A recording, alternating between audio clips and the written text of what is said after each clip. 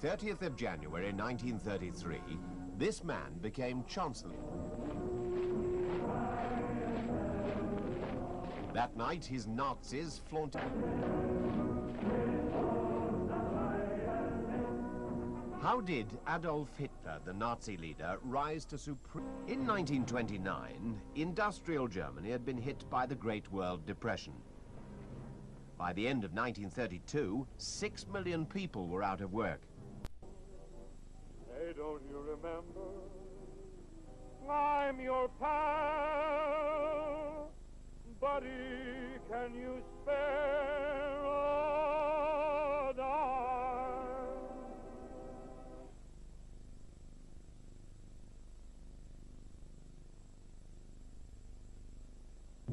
T1 now, live.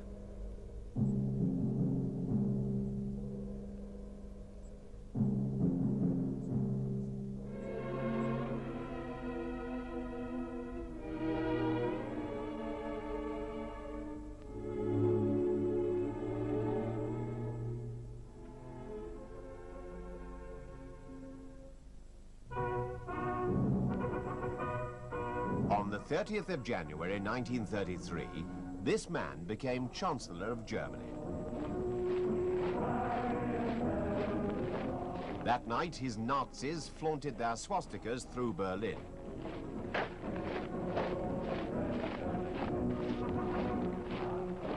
For all civilized men, that hooked cross was to become a symbol of evil and terror.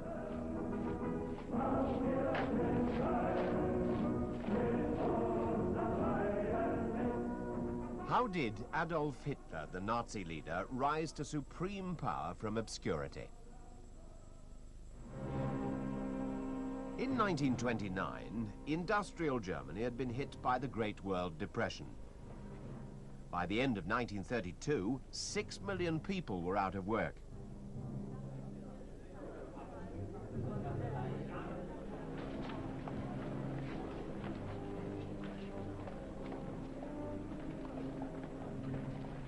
In despair, more and more people were attracted to political parties who appeared to offer simple solutions to appalling problems. Many joined the Communist Party.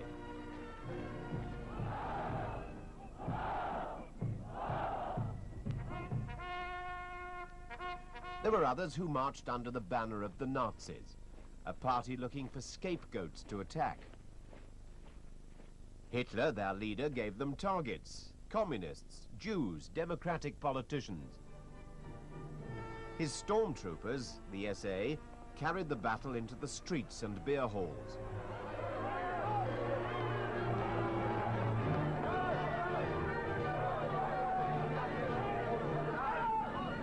Chaos and violence suited Hitler's purpose.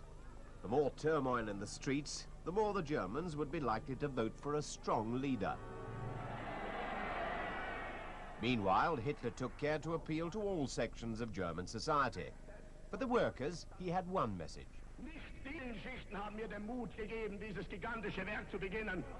Sondern das kann ich sagen, den Mut habe ich nur gefasst, weil ich zwei Schichten kannte, den Bauer und den deutschen Arbeiter. His carefully planned campaigns took him all over Germany. People flocked to hear him. With the middle classes, he played on their fear of communism and the prospect of economic ruin, every bit as bad as they'd suffered in 1923.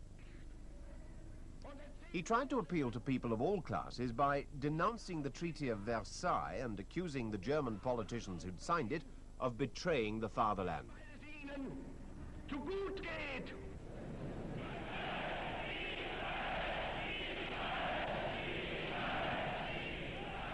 He gave Goebbels, an unscrupulous propagandist, the job of spreading the Nazi message.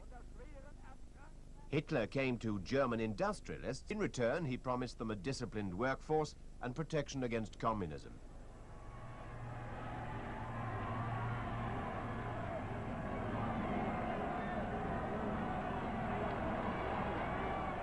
By one means or the other, the Nazis found the money to finance 3 massive election campaigns between 1930 and 1932.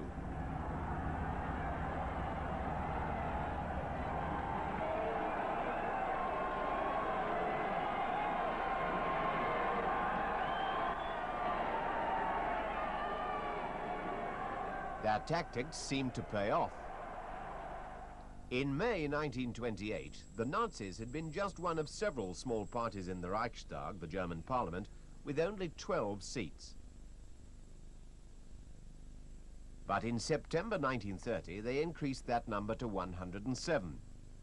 In July 1932, they became the largest single party with 230 seats. But in November, they dropped back to 196, and it looked as if Hitler's bid for power might.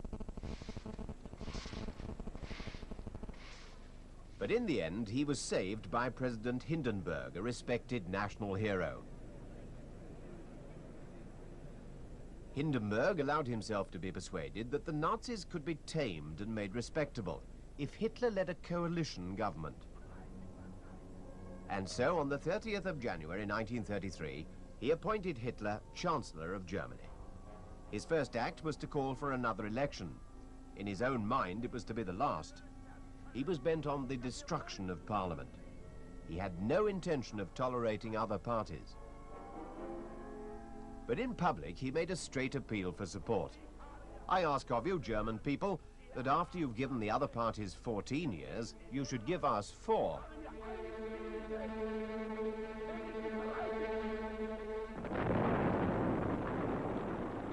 One week before the election, the Reichstag building went up in flames.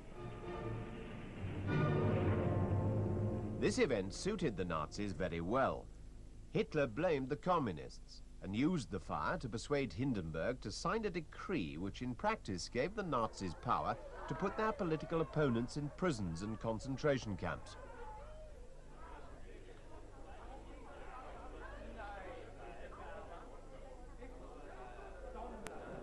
Although the majority of Germans still didn't vote for Hitler's party, in the March elections the Nazis gained 288 seats, their greatest number yet.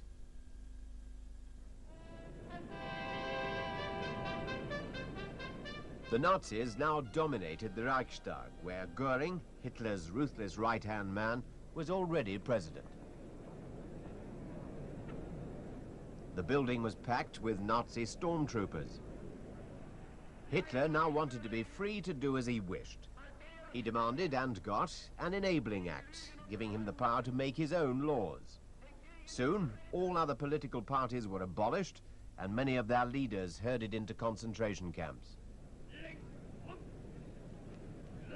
They were to become places of brutality and horror and death. The Nazis tried to destroy ideas, too. One writer said, "Where one burns books, one ultimately burns people." But now Hitler faced problems in his own ranks. The SA, the stormtroopers, swollen to over 2 million men, wanted more than how the country was run. In particular, their leader, Röhm, wanted to control the regular army. Hitler was persuaded that Röhm was a threat to his own power. On the 30th of June 1934, the night of the long knives, Röhm and a great many others were murdered in cold blood. The sinister Himmler and his black-shirted SS were Hitler's instruments of death.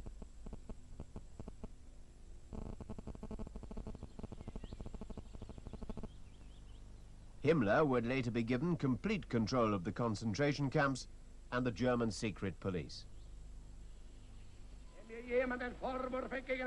Hitler justified the murders to the Reichstag. I ordered the leaders of the guilty shot. If anyone asks me why we didn't use the regular courts, I will reply, I alone during those 24 hours was the supreme court of justice of the German people. That August, Hindenburg died. Immediately, Hitler made himself Führer, leader of the German nation. All soldiers now swore an oath of loyalty to him alone.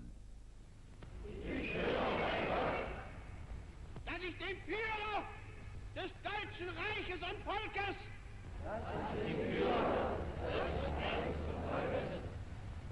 Adolf Hitler, jederzeit für diesen Zweck mein Leben einzusetzen.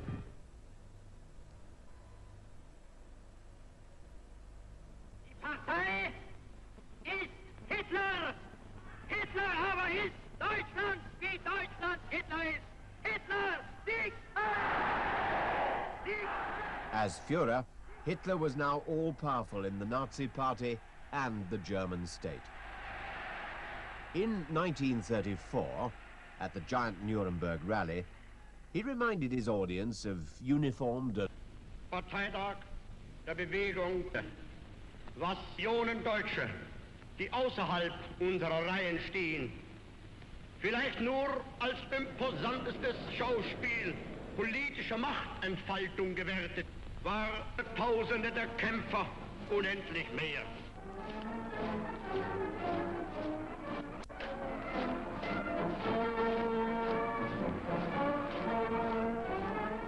Hitler's Germany was to be a nation of warriors, of parades and uniforms. There was no doubt in his mind what the future of the German was to be. War and conquest.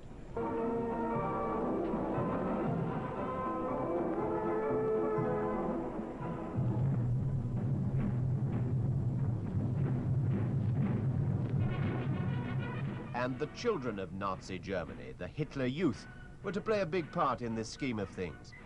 At the age of 10, all had sworn a personal oath of loyalty to Hitler and were trained to be fit and well prepared for the future.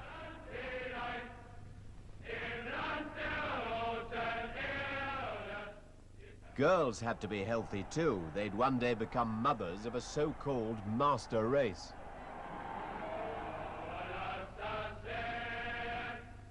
Individuals didn't matter. They were dedicated to serve the Führer.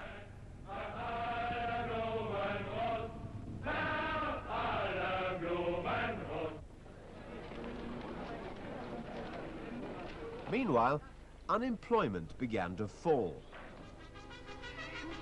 The best jobs went to party members, and the supreme worker set the example.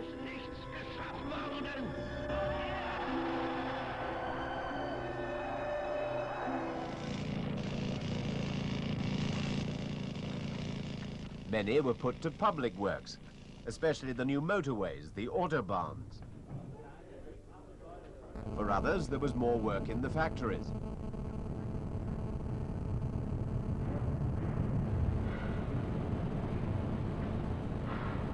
But this was designed not just to deal with unemployment, but to increase Germany's military strength.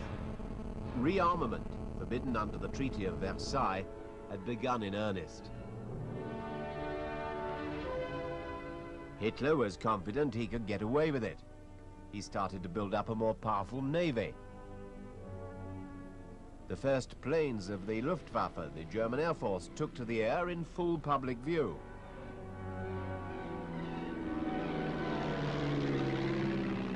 New German tanks went on parade. The Nazis were beginning to show their strength. At the same time, they tightened their grip on the German people. More and more newspapers were controlled by the regime. Goebbels, Hitler's propaganda chief, used the radio to continue the Nazi campaign of hatred against the Jews.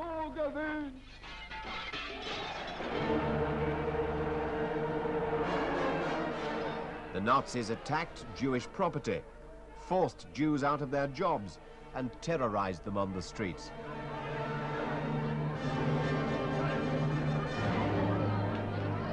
So began the systematic and inhuman which was to of millions of Jews in the years to come.